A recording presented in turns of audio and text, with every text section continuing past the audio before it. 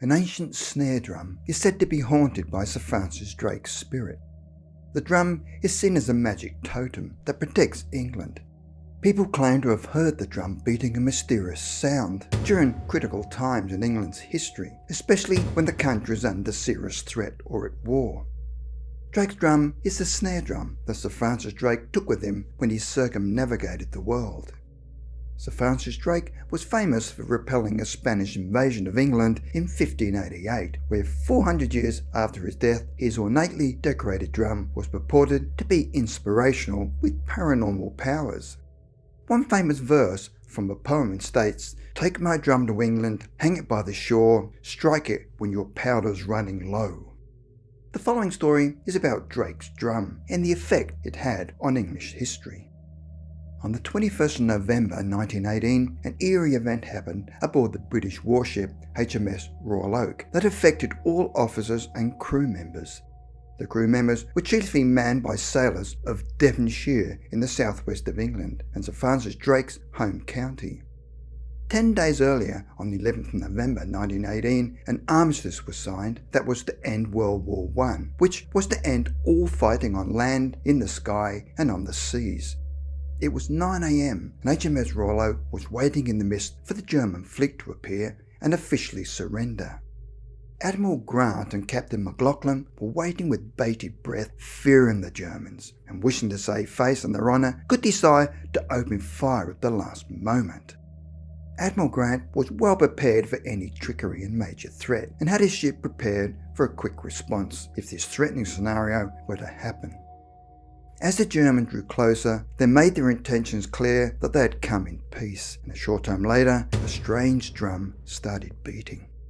A naval historian by the name of Arthur Machen interviewed and took official statements from most of the officers, and on the 26th of April 1919 wrote his findings in a newspaper called The Outlook. The Outlook articles claimed that all the men aboard were certain that it was the legendary Drake's drum. Believing a man had left this post to beat the drum, Captain McLaughlin ordered an immediate investigation to find out who was absent from his post, but they found that every man was found at his post and the drum continued to beat. After further investigations, and still no doubt believing that there must be a simple explanation, the captain decided to inspect for himself, but was unable to find the cause of the beating drum. All who heard it were convinced that it was no chance sound. Arthur Machen wrote it was recognised by all as the rolling of a drum. It must be noted that if anyone had been beating a drum below deck, it should not have been able to have been heard by everyone, as the sound would not have been able to reach the bridge where most of the officers were. At 2 a.m, when the surrender was made official, the drumming immediately ceased. Everyone on board now believed they had heard the phenomena that was Drake's drum. To understand how the legend came about, we need to dig deeper into the origins of where the story of the beating drum begins.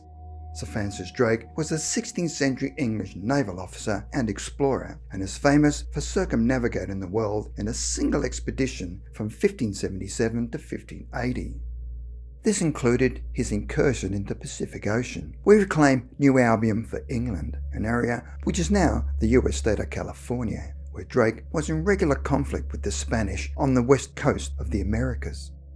Queen Elizabeth I awarded Drake a knighthood in 1581, then in the same year, Drake was appointed Mayor of Plymouth. As a Vice Admiral, he was second in command of the English fleet in the victorious battle against the Spanish Armada in 1588. Although Drake was hailed in Britain as a hero, the Spanish branded him a pirate and a profiteer, and put a huge bounty out for the capture or death. However, this was never to be, where Sir Francis Drake died of dysentery in January 1596.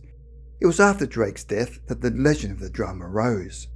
Sir Francis Drake's drum was an early European side drum that dated back to the 16th century and was used on board his ship as a call to arms or to advise all on board that there was entertainment, as Drake was fond of music.